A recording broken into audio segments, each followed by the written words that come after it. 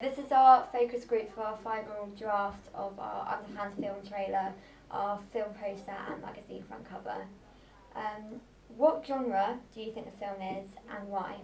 Okay, so having a look, seen both the magazine front cover for Sight and Sound and the film poster, and now watch the trailer, I would definitely say that the film seems to me what most people consider to be neo-noir. And the reason why I would say that is, first of all, looking at the film poster, the colour, it's obviously black and white, which suggests that the femme fatale in the background. I think actually even the title, Underhand, talks about kind of the underbelly of society, which is themes very much seen in neo-noir.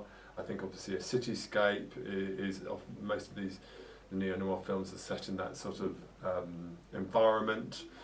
Then looking at the trailer, I think when you see the trailer, you also see again actually the music, the non-diegetic soundtrack used is very much kind of slightly futuristic. It's very kind of electronic, but also slightly mysterious.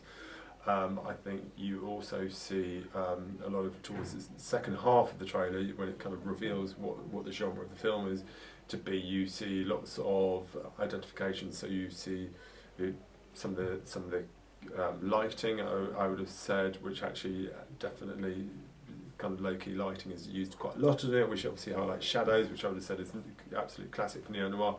You also see a femme fatale in it, you also see smoke, and you also see guns. And of course you also got things like, I think the main protagonist seems to me is a police officer or detective, which is of course absolutely used in those sorts of films.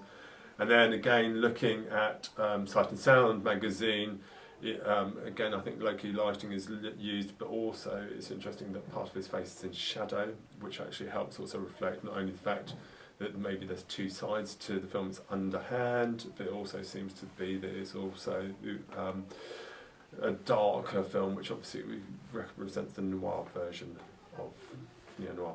Do you understand the role of each character and their relationships to each other? Not necessarily totally, but I don't think that really matters. So watching the trailer, I think it's obviously much clearer that kind of there's a police officer and a son, and there's a woman who seems slightly mysterious, and maybe I don't know if she's good or bad, which I think is classic.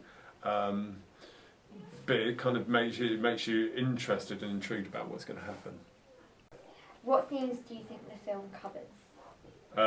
So I would have said it covers things like life and death, I would have thought, fairly obviously. I think the other thing, it seems to me, obviously it's about relationships, it's about romance, and also about, I've got the thing about parenting, I guess, because there's a son and a daughter, but also good versus bad, I think, because obviously you've got a police officer and you've got somebody potentially evil.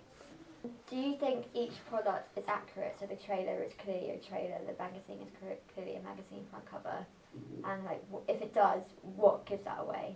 Well, the trailer, first of all, it's too long to be a TV spot. So it can't be a TV spot, and it wouldn't be a little short clip on YouTube. I think the other thing is about the trailer, it actually very much follows quite often the convention that you see in trailer, where you're not quite sure what the film's about, and then it kind of reveals itself halfway through to be it. I think, of course, actually things like saying coming soon, and also the stars obviously absolutely show that it's pretty much a movie trailer. Of course, when you look at the poster, it's got things like in cinemas, which is a massive clue. It's also got a billing block, and it's got stars at the top, and you've got a big question or a tagline at the start, so it's very obvious that that's a film poster.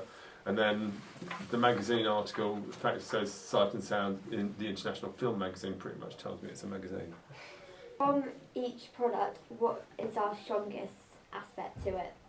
The strongest aspect, I think some of the cinematography, I would say, is really, really strong. I think particularly looking at the poster and the Sight and Sound magazine, there's some really interesting cinematography which actually uses a number of different techniques. I think that's really, really fascinating. I think in the trailer, to me, the strongest element was actually the music, which I thought was really strong, really interesting, but also helps to really signal to the audience about what type of film it was.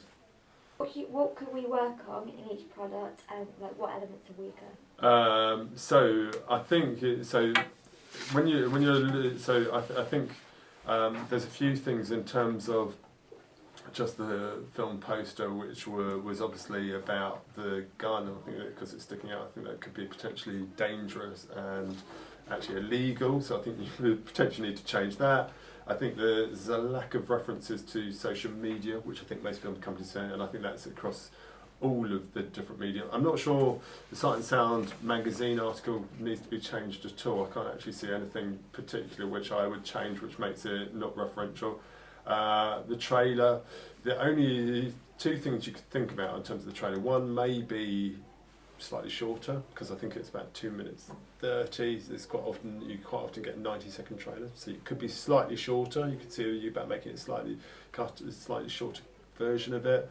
It depends how much you want to, in terms of the editing. You could actually, if you wanted to make it seem faster paced, you could introduce more shorter cuts. If you wanted to, you might not want to, because obviously it depends on the audience. You might actually, if you're going for a slightly more upmarket, cerebral audience, and not just after action. So it's actually to do, and I think again social media as well.